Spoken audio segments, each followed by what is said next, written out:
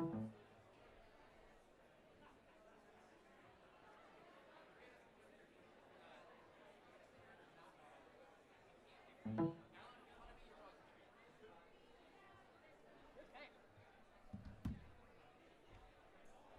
my God, big crowd.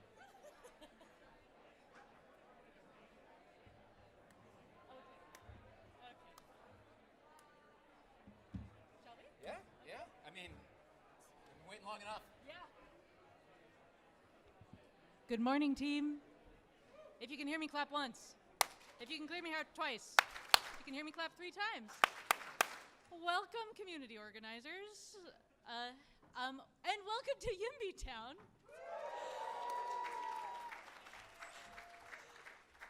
You are obviously very special humans because it has never snowed in Portland in April in at least 80 years. So congratulations, team, you brought the weather. So it is our honor to welcome you, to share a little bit about ourselves, and then, I'm gonna move over here. Okay, I'm gonna stay here. Thank you all. There are more people coming. We'll just share. One, if the elevator did not work for you, it has been fixed because we are solving problems this morning. I want to welcome, first, my co-mayor, Aaron Brown. I think a lot of you know him. I know him from over a decade ago when we were in biking community stuff together, and I was the executive director of Oregon Walks and needed a new board president, and I begged and cajoled Aaron Brown and said, this is the most expensive cup of coffee you're ever gonna have. I need you to be board president. It's basically gonna be a vocational master's in nonprofit management, and he did it, and he later said, this was the most expensive cup of coffee I've ever had, and I was like, yes. And Aaron, we've worked on campaigns together. He is an amazing human. He is full of enthusiasm. If you have not already met him yet, it is your pleasure that you will be able to do so in the future. And now I'll hand it off to Aaron, I think. Yeah, I think so. Good morning, everybody. I gotta say, looking at a crowd this large and literally for the last 3.5 years wondering how this would feel, it's pretty, and then, what's an extra 30 minutes? I'm really glad you're all here. And honestly, the honor is mine to introduce you to my wonderful friend and colleague, Steph Routh. Yeah, applaud for Steph. Steph is, I always think of Steph as sort of the canary in the coal mine in a positive way, which is to say that, like, when I walk into a room, whether it's a planning meeting, whether it's a party, whether it's some nonprofit event, and I see and hear that Steph's here because she has the best laughter of any person I've ever known. Sorry, I promised I wasn't gonna say that, I just did. Steph's presence is the kind of thing that you just know the space that you're going to be in is full of dedicated, passionate, thoughtful people working to make this community a better place. And that speaks to who Steph is as a person and to the community that she builds.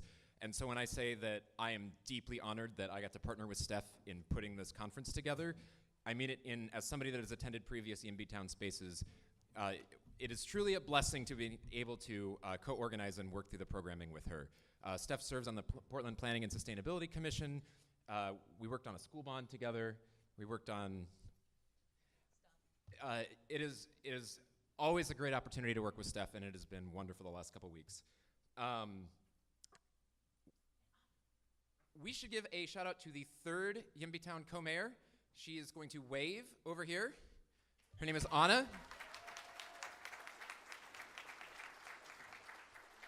Anna has fearlessly jumped in, cannonballed in the last couple weeks, and this conference would not have happened without Anna's amazing persistence and jumping immediately into this. And so there's very likely an email that you received that would not have happened if Anna had not been taking care of the logistics behind the scenes. So Anna, Steph, and I are your 3 co-mayors for YIMBYtown 2022. Welcome to Portland, welcome to YIMBYtown, and welcome to Portland State University. Yeah. This conference would not happen without a handful of sponsors, and we just want to give some quick shout-outs and thank yous. Myra Memorial Trust, Portland State University, and the Rebuilding Center. those organizations really came through for us big time. I also want to give a shout out to Brink Communications, Eco Northwest, the Portland Bureau of Planning and Sustainability, Metro, Business for a Better Portland, the Congress for New Urbanism, Cascadia Partners, Airbnb, Up for Growth, and the Oregon Department of Land Conservation and Development. Can we just give it a round of applause?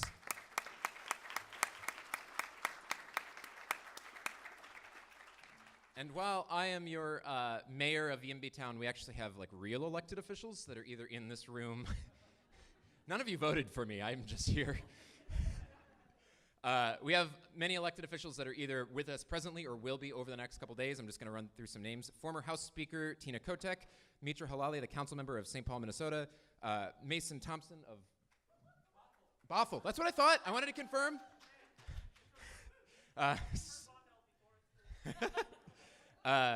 Washington State Representative Jessica Bateman, Emeryville Mayor John Bowders, Oregon State Representative Julie Fahey, Senator Mona Das, Representative Joe Fitzgibbon, Representative Davina Doer, and City of Bend Councilor Melanie Kebler.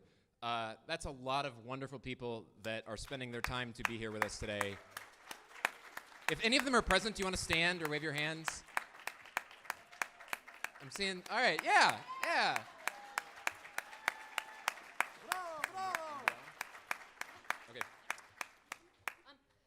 Is there anyone we missed? Also, we have Edmonds in the house. Edmonds City Council. Who else did we miss?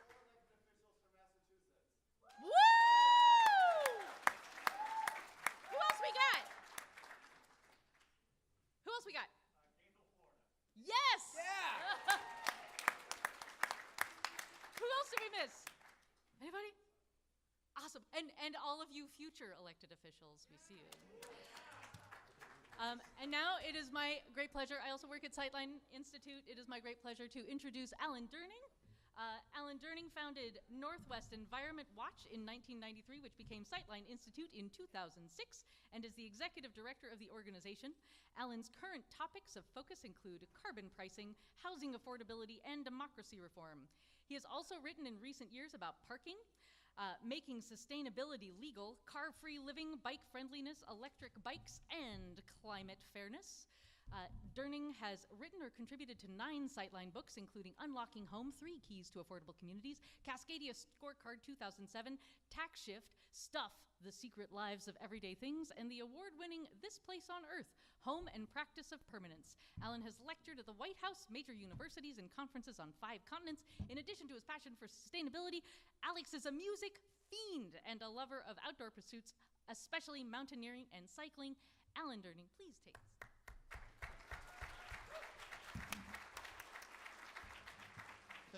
Thank you, Steph. I neglected to ask her to do the short form of my introduction. Too bad. Good morning. That was really pathetic. Let's try that again. Good morning. That is getting better. Now, I'm going to do it one more time, and this time I want you to say good morning as if you actually feel like it were a good morning, okay? Good morning, YIMBYtown. I want to try to convince you in the next few minutes that it is a good morning for YIMBYtown, for those of us in YIMBYtown, this pop-up community, this place. We are its citizens, the people who make YIMBYtown. We are YIMBYtown. Not only us, there are other people who are part of YIMBYtown, but right now, it is us. This is the 4th time that we have existed as a pop-up community, a physical gathering, a wave turned to a particle, just popping into reality here, this time in Portland, Oregon, out of Zoom space, out of pandemic hell. It's nice to be in a large room full of a lot of people who believe that this is a good morning. This is our first time, the first time that we popped into existence was in Boulder, Colorado. Who was there? Raise your hand or stand up or make some noise.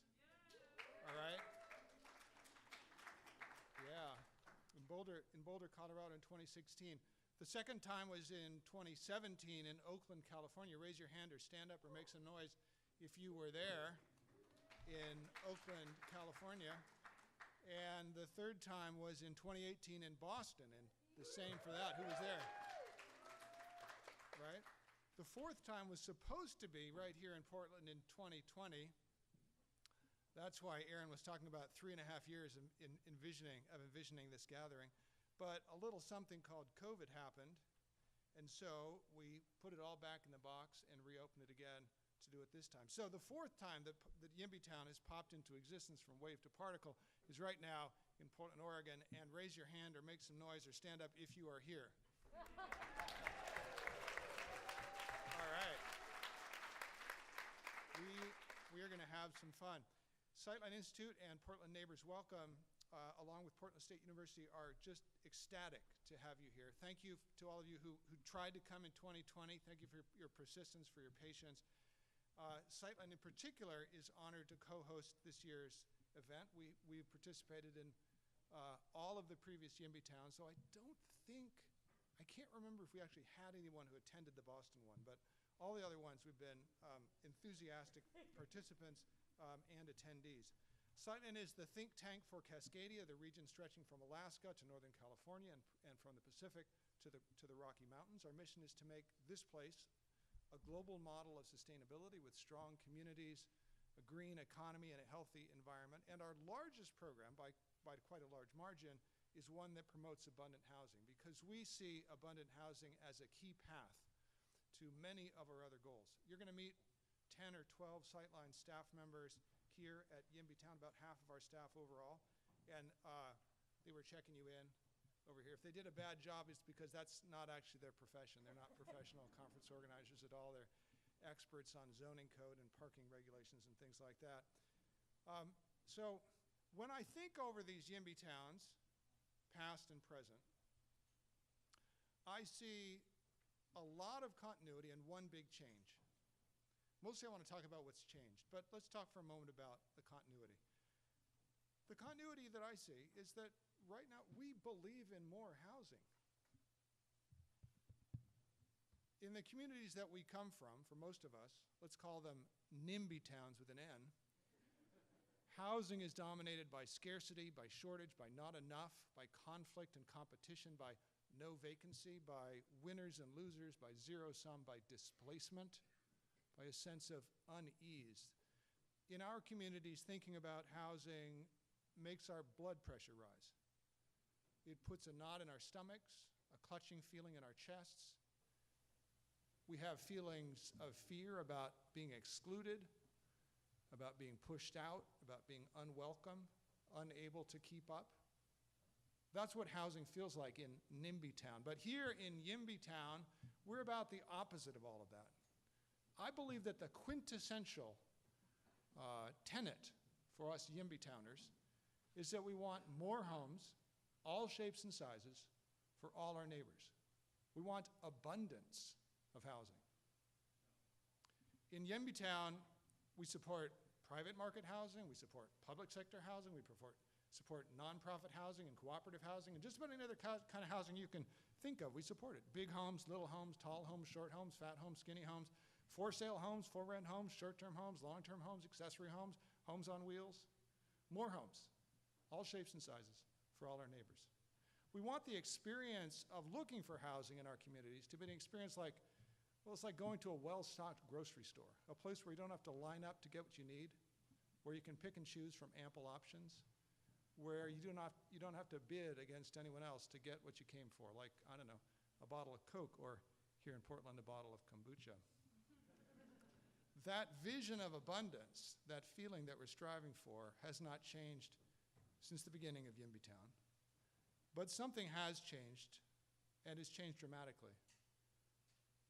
It is that we have proved ourselves in these years effective. We have proved ourselves influential.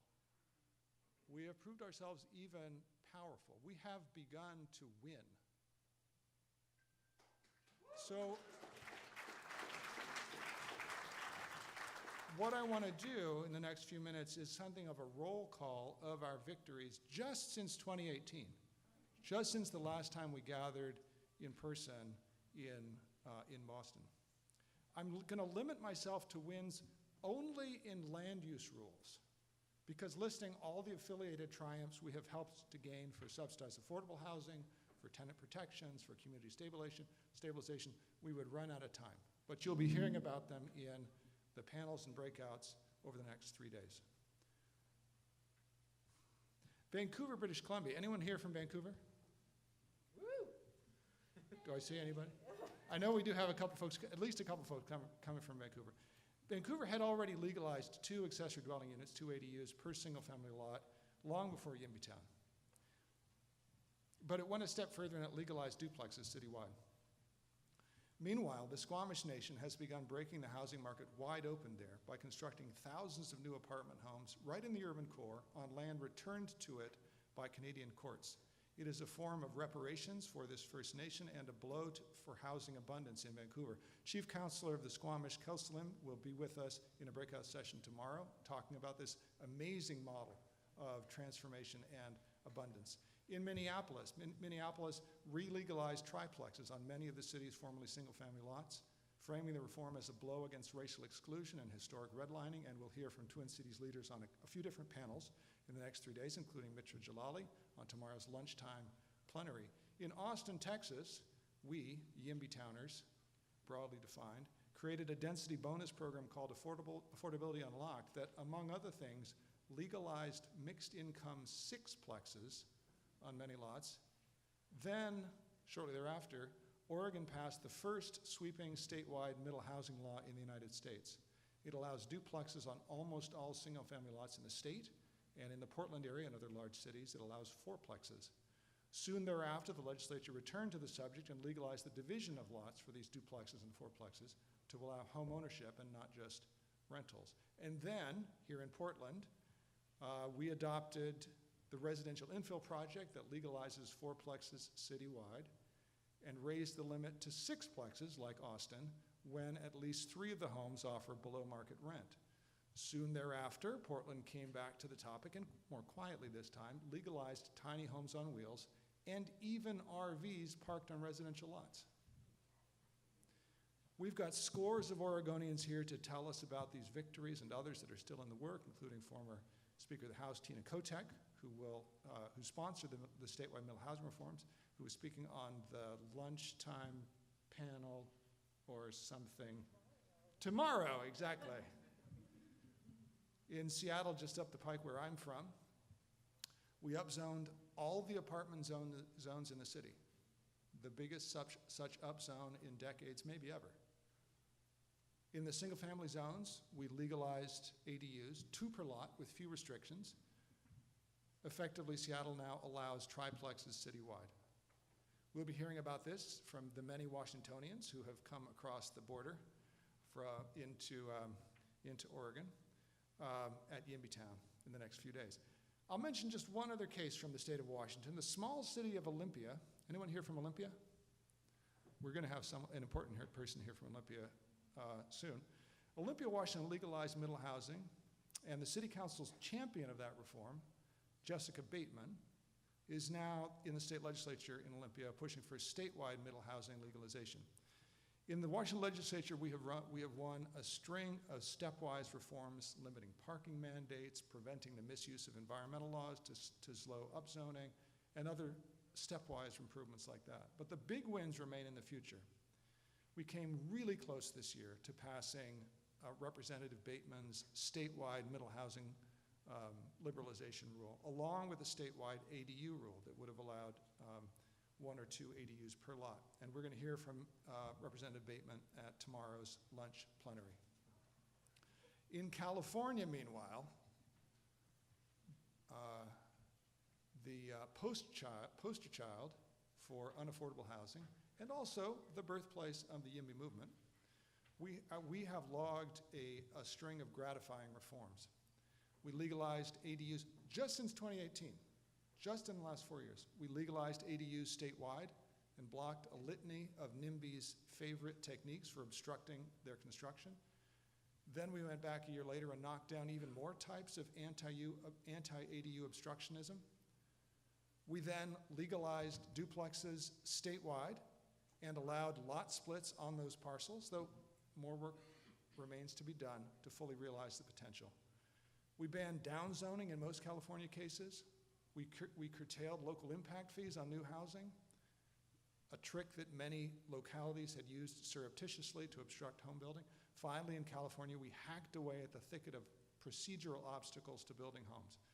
We capped the number of public hearings that can be required before approving a building permit. We disarmed NIMBYs by exempting urban middle housing upzones from environmental review. Oh, and while we're on the subject of California, it is especially sweet to many of us that the city of Berkeley, arguably the inventor of exclusionary single-family zoning, recently launched a 2-year process to legalize what? Fourplexes, citywide. We have a contingent of California leaders who have been in the trenches winning these fights to tell us the stories in the next 3 days. Moving to the California of the East, the Commonwealth of Massachusetts. Massachusetts adopted a statewide measure to allow middle housing, mostly in the form of triplexes near transit. It's the first really big win on the East Coast, and it's exceptionally extraordinary. I'm delighted that we have a number of Massachusetts representatives there. I wanted to point out that this was a measure that was backed by the Republican governor in Massachusetts, and that is a characteristic, not the Republican governor, but the bipartisan support is a characteristic of all of the big statewide reforms that we have won. YIMBYism is a strange thing. It is a cross-partisan cause that brings together an unusual coalition of property rights conservatives, pro-growth progressives, climate hawks, social justice advocates. We're going to be hearing about Massachusetts in a number of our panels, including tomorrow morning from Jesse Canson-Beneviv of Abundant Housing Massachusetts. Next door to Massachusetts, in Connecticut, statewide legalization of accessory dwelling units since 2018. And we're not just beginning to retire single-family zoning across the United States and Canada. We are also chipping away at one of the land use code's most pernicious species of anti-housing regulation, off-street parking quotas. I thought at YIMBYtown that might be a bigger applause than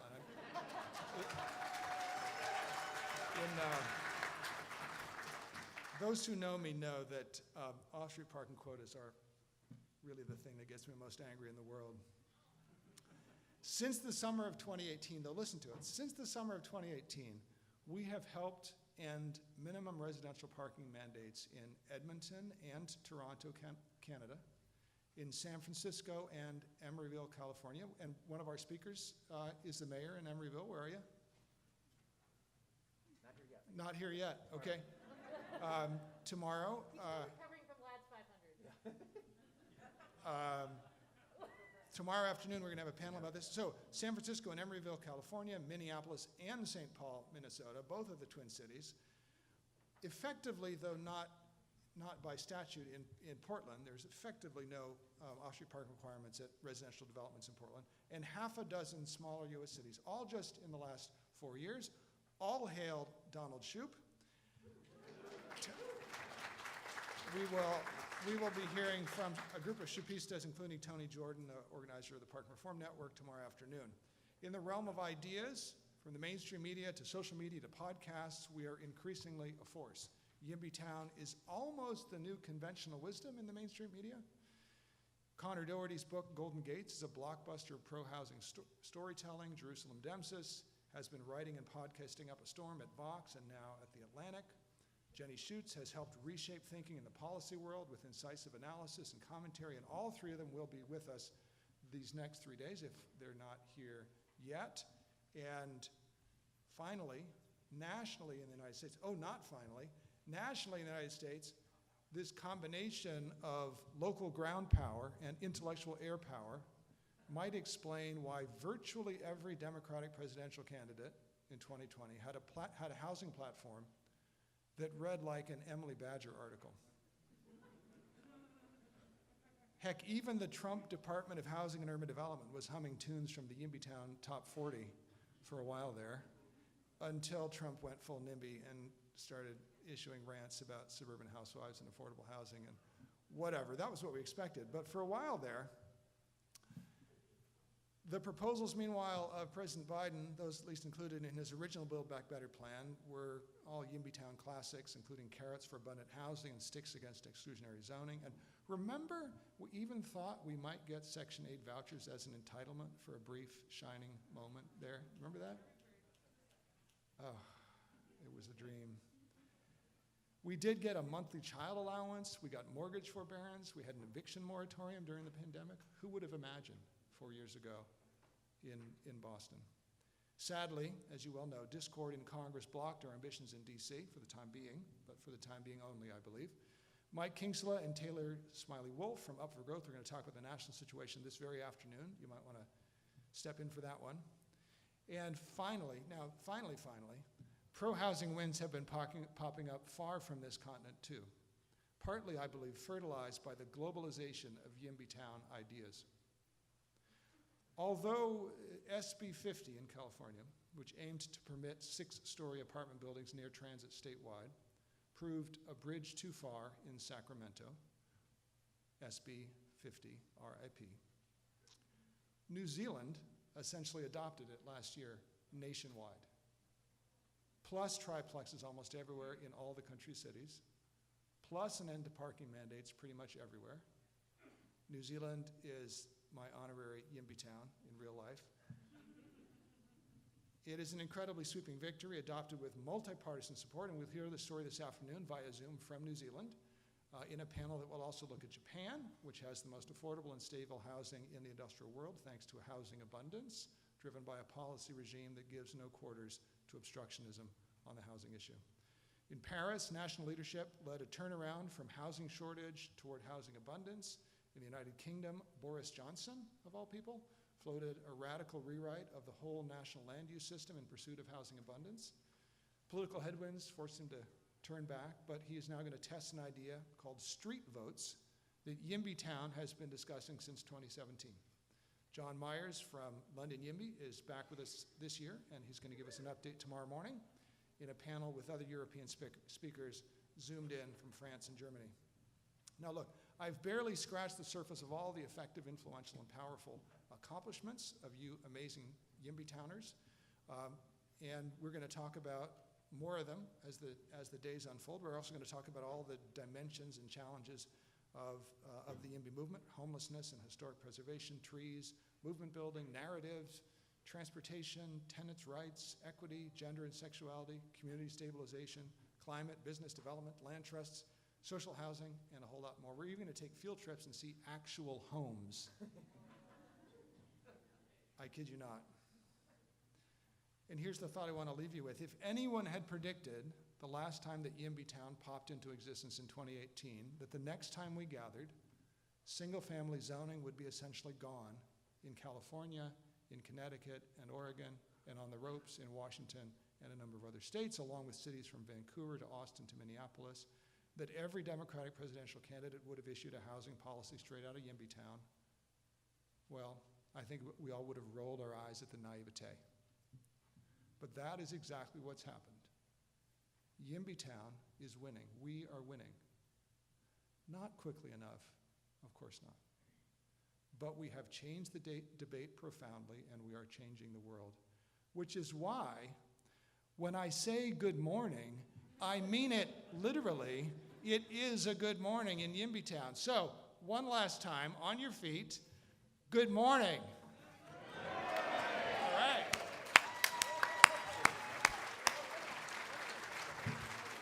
Thank you very much.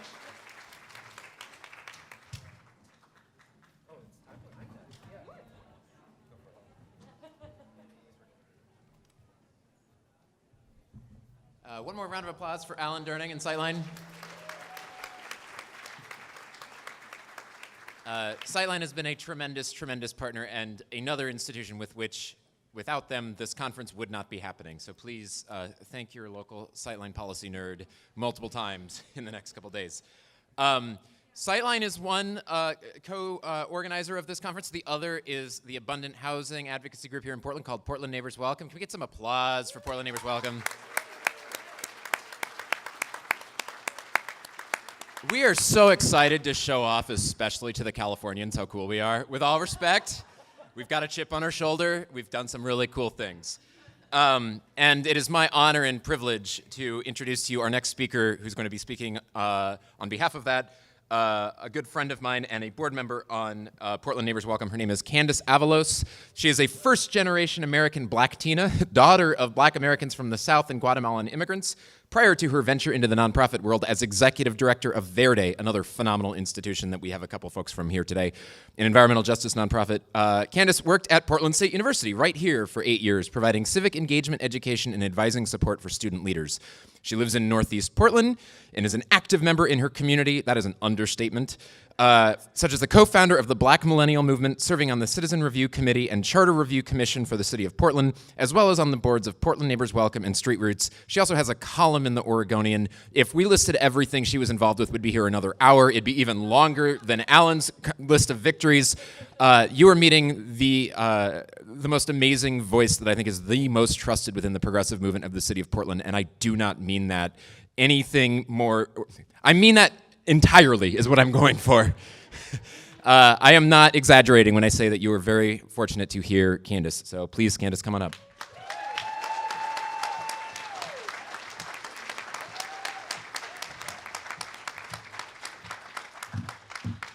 Thank you. Oh, I'm not as tall.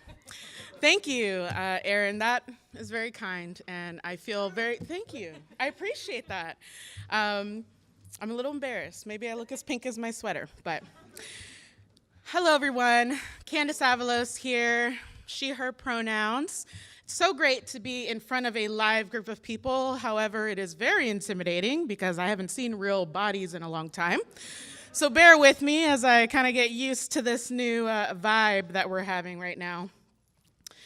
And I'm here to talk to you, well, one, to welcome you to Portland. Thanks for being here. And tell you a little bit about my own personal journey into what I call housing consciousness. First, I just want to say I definitely have some nostalgia being here in the ballroom.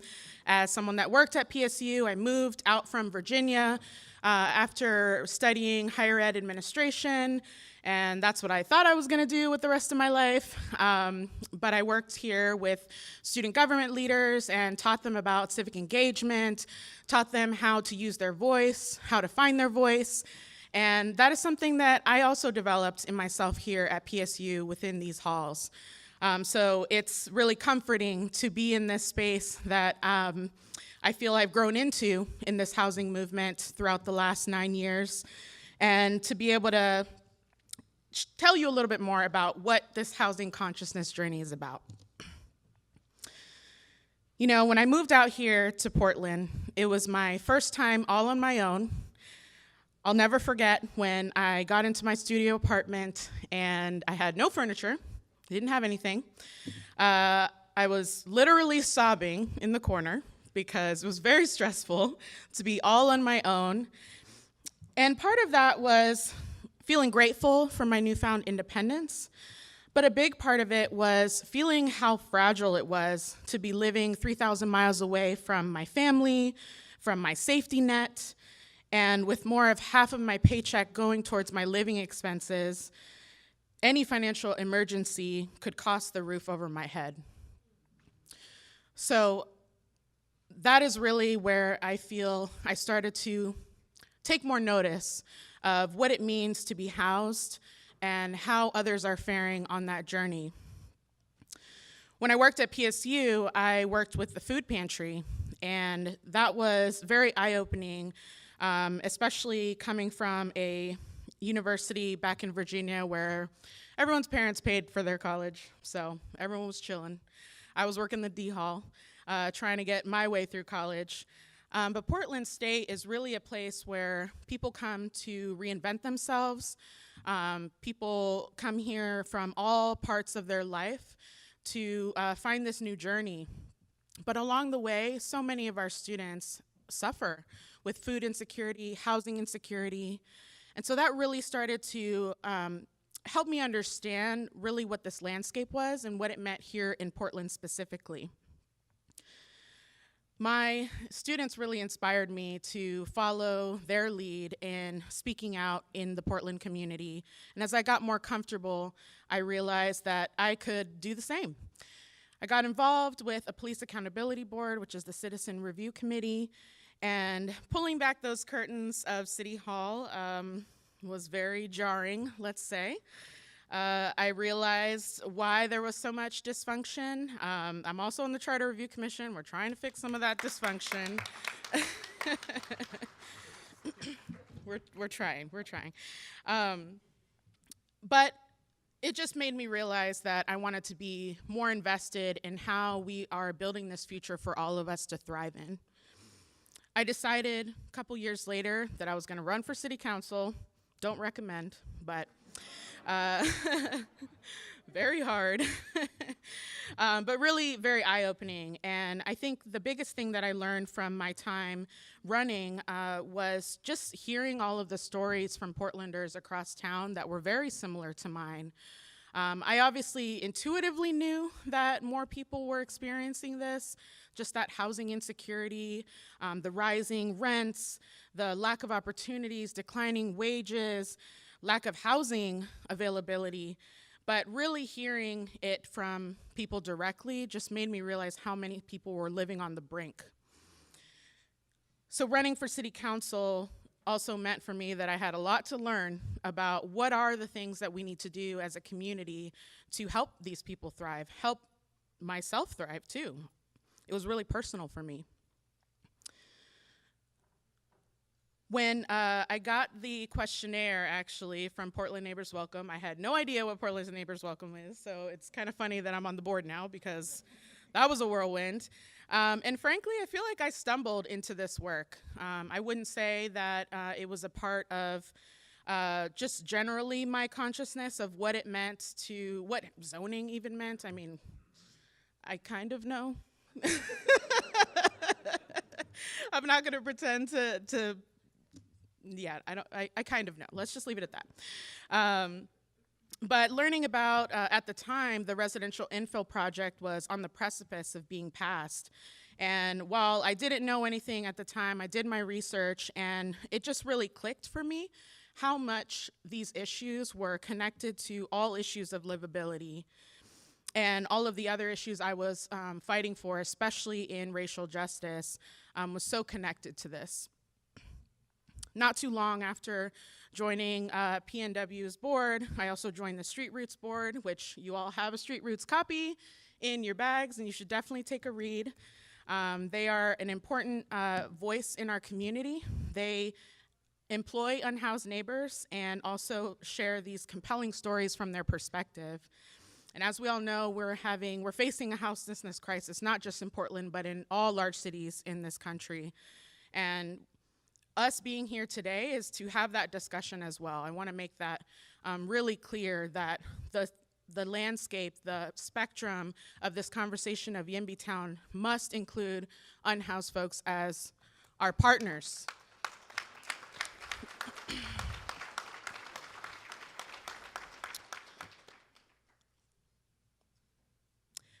Now, in my work here at Verde, an environmental justice nonprofit, we started in the Cully neighborhood.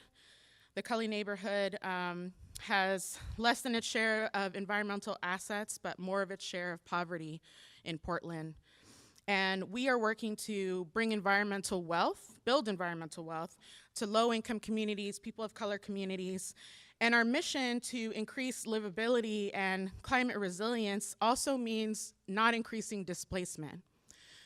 So I've really been, in my time at Verde, connecting these issues, trying to connect the dots for community to understand when we talk about climate change and we talk about what we need to do to remedy that, or, well, whatever we can do at this point to slow it, if you will. It intersects with housing. It also intersects with economic justice. It intersects with racial justice. And so that is one thing that I want to bring to you all today as you are here over the next 3 days. I want you to think about what intersectionality means and how it shows up in the YIMBY movement. For those that don't know what intersectionality actually means, let's define it as everyone is bringing their own unique experiences of discrimination and oppression, and we need to consider these, everything and anything that can marginalize people. So that's gender, race, class, sexual orientation, physical ability. And intersectionality is both personal, but it's also systemic. And we need to understand what we mean when we're saying yes in my backyard, and that we're saying it with an intersectional lens. So what does that mean? It doesn't just mean zoning, it doesn't just mean multiplex housing or ADUs. It's the intersection of racial, environmental, economic, and housing justice, and what the barriers are for people being housed and staying housed. If housing is a human right, then we need to understand the other ways our human rights are being threatened by these systems. It means that we're saying yes to climate resilience for frontline communities. We're saying yes to expanded public transportation. It means yes to fair housing. It means yes to organizing in solidarity with our unhoused communities.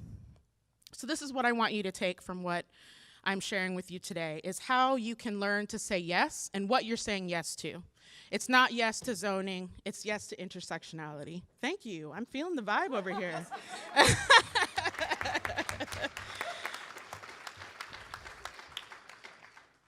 So you're gonna hear from a lot of experts over the next couple of days about these different angles in the movements, and I am challenging you to expand what it means to be a YIMBY and what it means to say yes. So are you ready to say yes? Yes. Are you ready to say yes? Yes. Thank you. Welcome.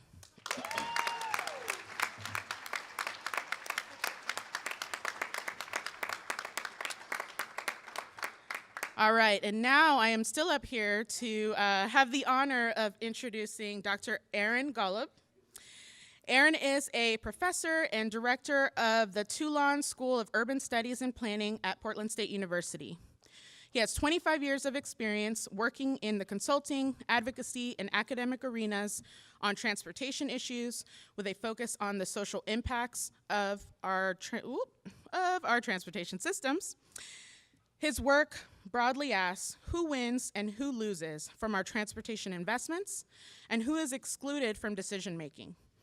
He teaches courses at PSU in the area of urban planning research methods, public transit planning, and transportation policy.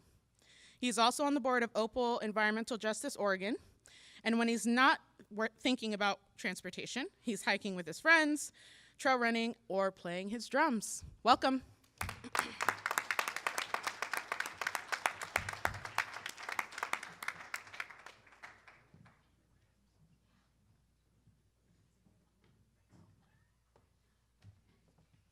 Good morning, everyone. Good morning, YIMBYtown. Just before I start, so who here thinks they came the furthest to get here? And where did you come from? Massachusetts. No one further? Austin? People don't want to say? I see someone. Okay, no international? Oh, London. Okay, that's probably wins. Congrats. Who here is not from the Portland or Northwest Oregon area? Awesome. Very cool. And who here works in advocacy or nonprofit sector? Okay. And then government, staff, government, elected officials? Great. And private sector? We won't kick you out. Awesome. So I was asked to welcome you all to Portland State University, and I'm honored to do so. The Toulon School of Urban Studies and Planning and the College of Urban and Public Affairs is excited to co-sponsor the event. And no, this is not some extended infomercial, but I do want to say a few things to ground us in where we are today as a place. So welcome to Portland State and our student union. And for those of you who are new or unfamiliar with Portland State, we are a medium-sized university, about 23,000 students, slightly smaller than the University of Oregon. We're kind of like a community college with a large group of graduate programs, making an interesting combination of broad undergraduate access alongside cutting-edge scholarship in a wide range of areas. But as Candace said, PSU hosts a large number of non-traditional students, first-time and family students, returning veterans, and others. This means that many of the realities facing working people across the country face our students. Students struggle to pay for school, and balancing work and school and family, children, and life. Some of our students experience houselessness and some face food insecurity, and as Candace mentioned, we run a food bank for students on campus. This model of broad access and diversity was built into the design of PSU. It was conceived as a community-led extension college for returning veterans shortly after World War II. The college was located in one of the most racially diverse and racially integrated districts of the Portland metro area, the city of Vanport.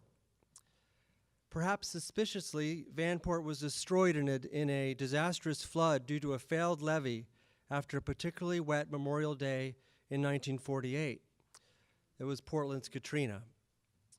This brings us to the importance of welcoming you to this site, this land. Portland State would eventually relocate to this site we are on now by the mid-1950s, the so-called South Park blocks on the south side of downtown Portland. But like many processes of urban redevelopment and land acquisition, South Portland was already an established community. There was a large Jewish and Italian community alongside others in a humble, though thriving commercial and residential district, the kinds of districts redevelopment loves to hate. Pretty close to the entire area was razed by the redevelopment process for the college, the I-405, and other interventions. And there were communities here long before Portland was here. PSU rests on the traditional village sites of the Multnomah, Cathlamet, Clackamas, and bands of the Chinook, Tualatin, Kalapuya, Molalla, and other tribes who made their homes along the Columbia and Willamette rivers. Indigenous people have created communities and summer encampments along this site to harvest and enjoy the plentiful resources in this area for the last 11,000 years. Making such a land acknowledgement is quite common now and hugely important. But what does it mean in an event focused specifically on land and justice and acknowledging the connection between the two? I know for many, if not nearly all in this room, questions around place, land, and where we get to be on this planet are essentially questions about power and justice. And that a land acknowledgement is not just a statement, but a call to end injustices in development and housing still happening and to correct for those of the past. PSU School of Urban Studies and Planning is happy to co-host this event and join you in that fight. Welcome.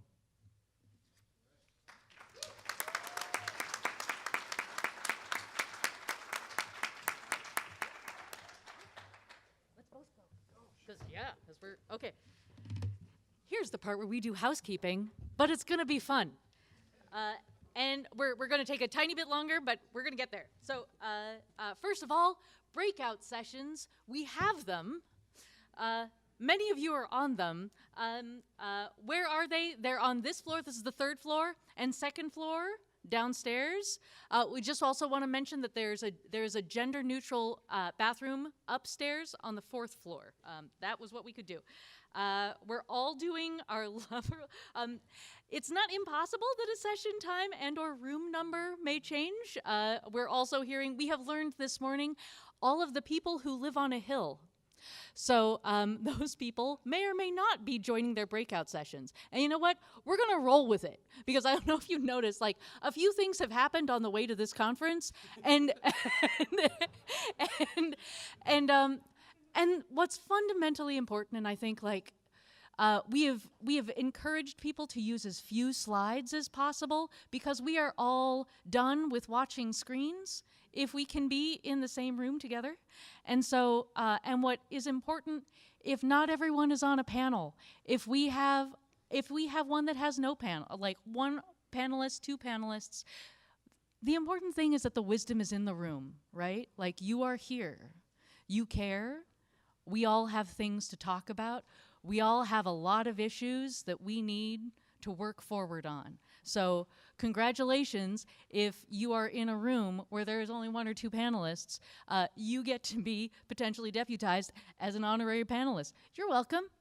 Thank you. Yeah, there might be a few changes. You just got a program from Highway 26, which was obscured by a whole bunch of trees, right? Including Aaron's dad brought the programs. Thanks, Dad. Also related to trees, there is a breakout session on the region's dwindling tree canopy later today. So definitely on brand. So you aren't required to stay at a full session. And if there's a lot of people, there's plenty of sessions. You can just vote with your feet. You can do it.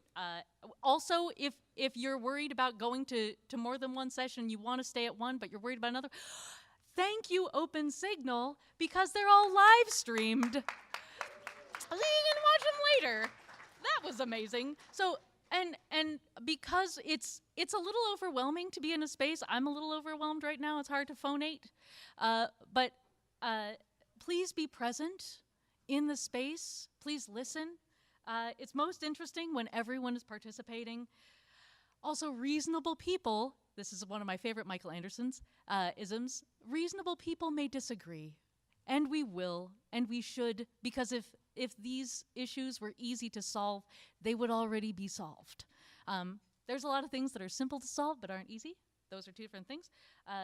But we're counting on some great nuanced conversations. We are not tweeting at each other. We are in a room together. And so what's great is that we can show up here in that space as full humans and not just as sweets. And you had a quote you wanted to share. Yeah, we spent a lot of money, time, and carbon to get all of these individuals to YIMBYtown today. And that means that we need to be taking it as deliberately and extracting as much out of it as possible. And it feels a little cliche, but I really wanted to quote Adrienne Marie Brown, who wrote something specifically about facilitating meetings. I don't believe she can be quoted frequently enough. She wrote, "Well, why are we meeting? What can this group uniquely accomplish? There are always a ton of relevant conversations that could happen, but there is usually a very small set of conversations that this particular group, at this particular moment in history, can have and move forward given their capacity, resources, time, focus, and beliefs." So just sit on that for a moment. Let's have the conversations that only could happen by all of us being here, having this event delayed by the plague, having a storm outside. We've been dealing with some biblical stuff. And we are here. And that's awesome.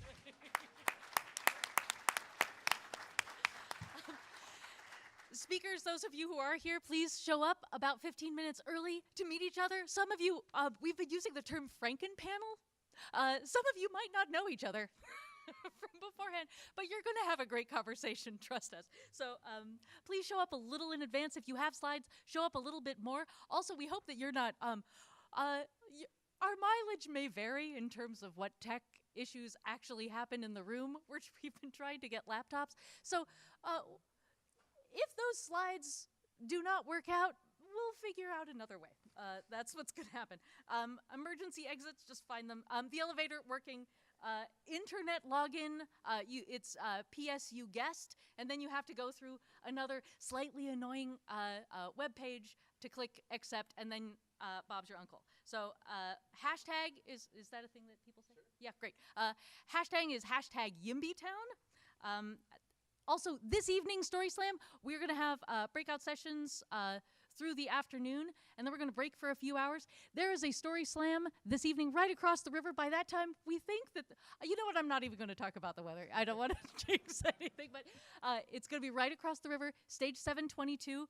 There is something that needs to be done. Okay. Great. We have 4 mics. Oh, that's perfect. That's fantastic. I didn't think we were going to have 0. This is great. Okay. They won't be heard if they don't share them. Gotcha. Oh, okay, great. Fantastic. Thank you. Chris Rhodes, everyone. Yeah, please speak into the microphone, apparently, because otherwise you won't be heard on live stream. That's a thing we just learned. We all learned it together. This evening's thing is a Story Slam. It's right across the way. It's going to be great. If you have anyone that you want to bring, it's $5 at the door. As a conference attendee, you get there. It's just going to, there's food there. We're all going to be there. That's what's going to happen. Aaron, go for the unconference. Yeah. I promise we're just a couple more details, and we're going to send you out for the panel breakouts.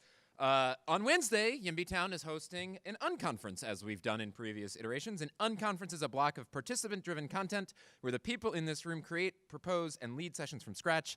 YIMBYtown organizers put together the agenda for Monday and Tuesday. For Wednesday, you put together the agenda, because 2 days is enough for us to figure out.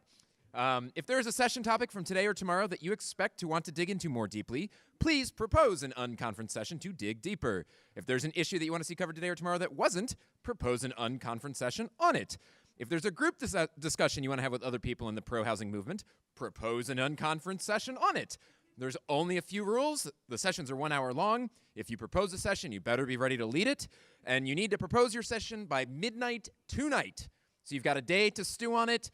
There are codes all over the room. Thank you, Henry Honoraff, for your leadership on putting this event together. To propose a session, you could go to YIMBY.town/unconference-2022. It's easy to find on the website. Just go to YIMBY.town. You can scan the QR codes on the walls. There are 18 session slots available. If we get 18 or fewer, they're guaranteed a slot. If we get more than 18, we will get to vote. So there will be some voting because we love democracy on here. By the way, how awesome was Candace? She's on a panel about democracy and housing tomorrow. So more Candace brilliance if you want it. It's here. Abundance is a blessing, and we have an abundance of amazing speakers today. Sessions can be panels, trainings, group discussions. Any idea you have, they can be led by individuals or groups. You should propose a session. They're due by tonight. And we have one final thing that Steph came up with, and it's brilliant. So I'm going to let Steph take it from here. Okay, so I just became a notary public, and because gender-affirming paperwork should not cost anyone to have anyone look at their signature. So I would like everyone to take an oath of YIMBYtown. We're going to, in the words of Baratunde Thurston, use citizen as a verb. I swear to uphold the code of conduct. I swear to uphold the code of conduct. To wear my mask in order to keep all my neighbors safe. Well done. That was a long one. I swear to heed the requests of volunteers who are working to support the needs of all YIMBYtown citizens. To be kind to all catering, AV, and PSU staff. In fact, I will be kind. I will assume good intent. Tend to impact. And welcome the tension in our conversations. I will listen. I will be present. And I know that together we will make good things happen. Thank you. Welcome to YIMBYtown. And we're good. Go. 10:45, breakout sessions. We have one breakout session at 10:45, and then at 12:15 we will be back in this room for the conference, or for the plenary on housing abundance requiring abundant transportation. Sweet. That happened. Something happened. Alan, I don't know if we've officially met in person. You told me. Maybe, possibly. I know I've heard you speak before, but I feel like I met you in person. I'm trying to think of when. I mean, Oh, probably not. possibly. I know we've been in the same room, but certainly not since I've been working on this conference. So. Yeah. So did we somehow catch up? Like, when was the first breakout supposed to start? 10:45. We're like, we cut 5 minutes into